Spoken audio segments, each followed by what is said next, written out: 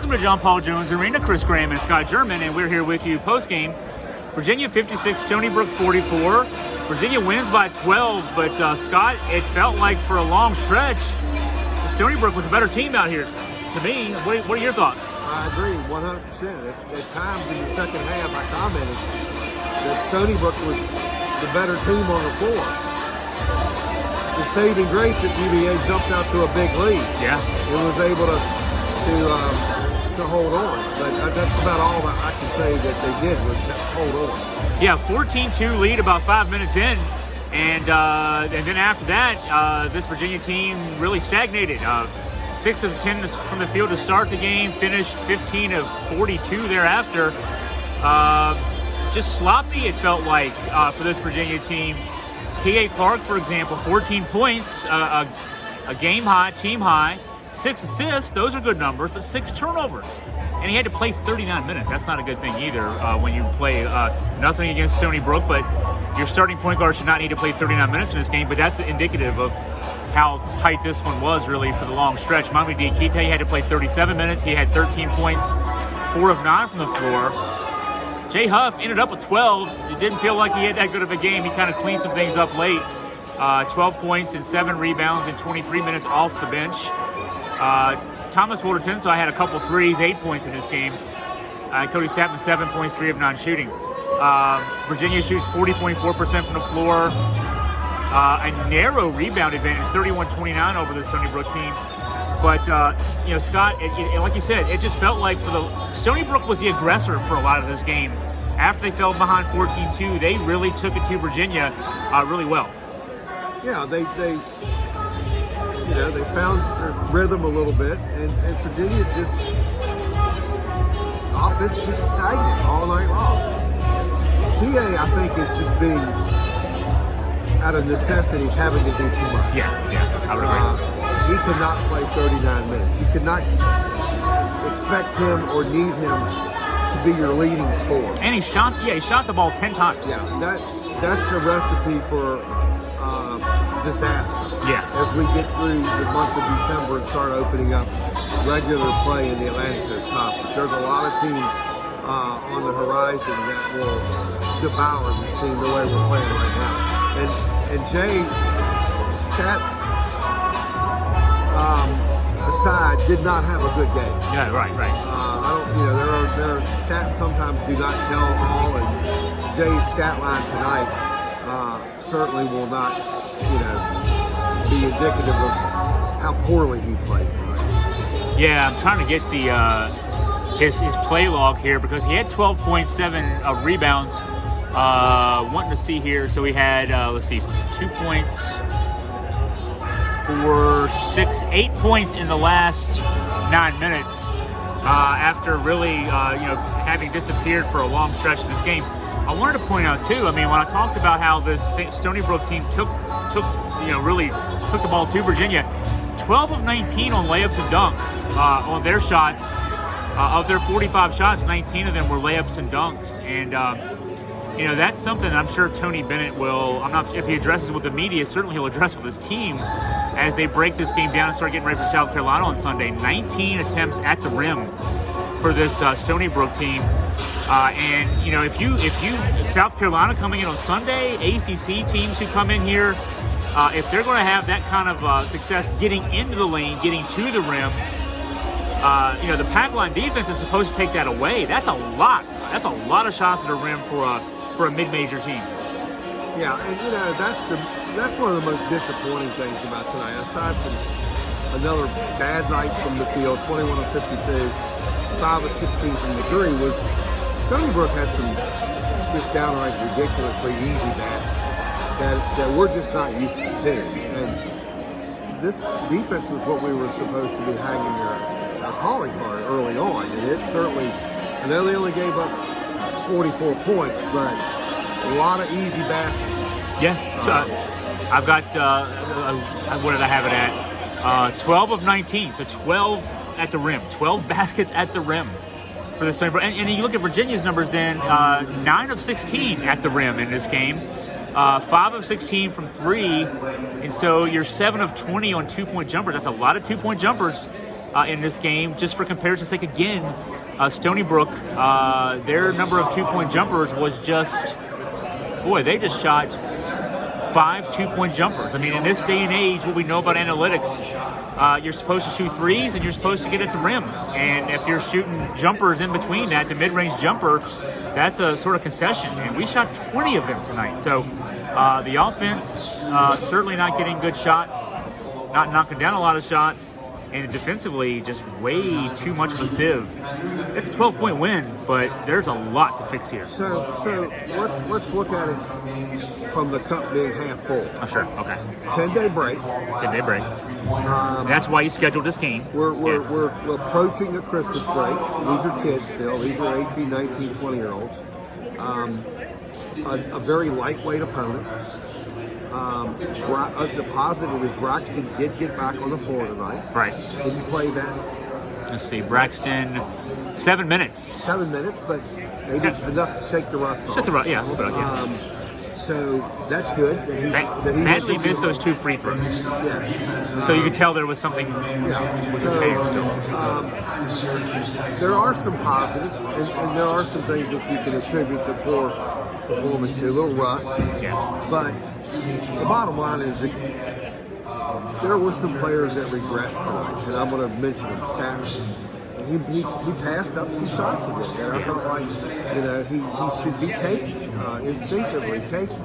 Passed him up, or either passed him up to try to get a better shot that ended up not being a better shot.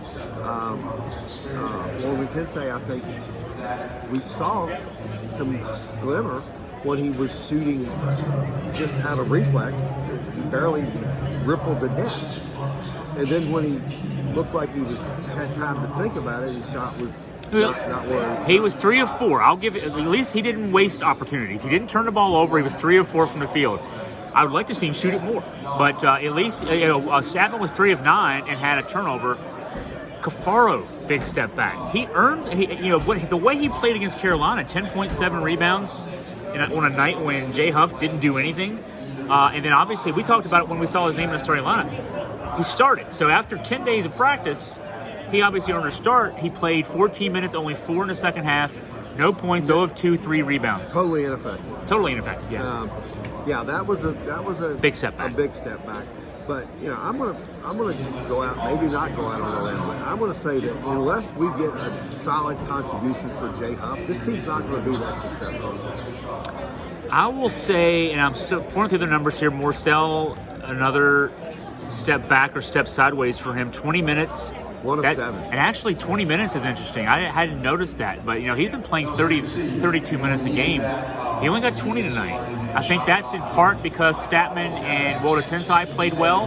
But yeah, he's been on the floor because of his defense, but he didn't earn his minutes tonight defensively. You're going to need. The story after this game is still what it was before this game. It's what it's been all season. Between Morcell, Statman, Walter Tensai, somebody there needs to start making shots. Walter Tensai was 2 for 3 from 3-point range. Statman was 1 for 4. Morcell 0 for 3. So that's 3 for 7, 3 for 10.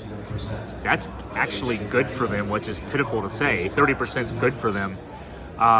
They need to do better. Clark it's hard to be too negative on Clark.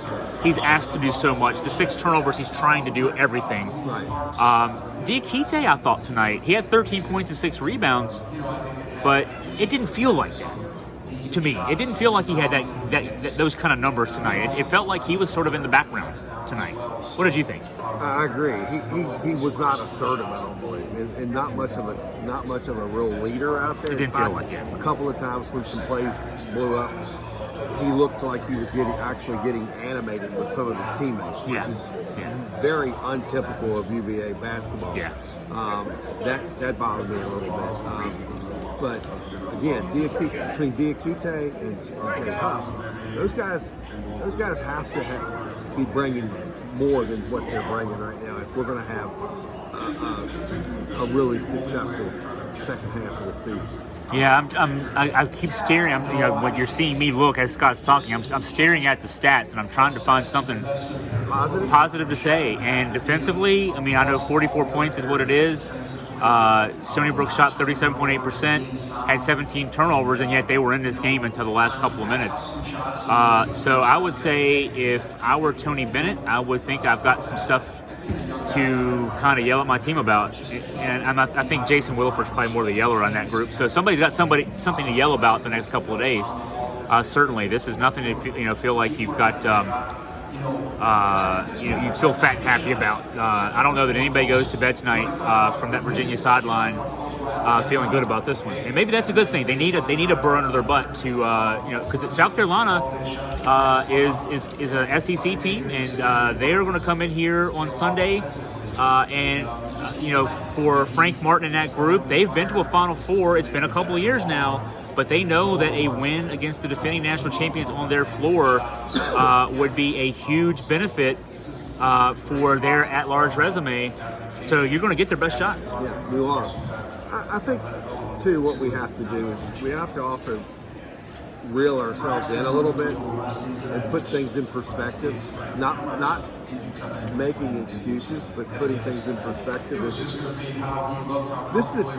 We're a team void of three players that are playing in the NBA right now, and void of a player, Jack Salt, that was maybe one of the best defensive players, role players in Virginia sport basketball history.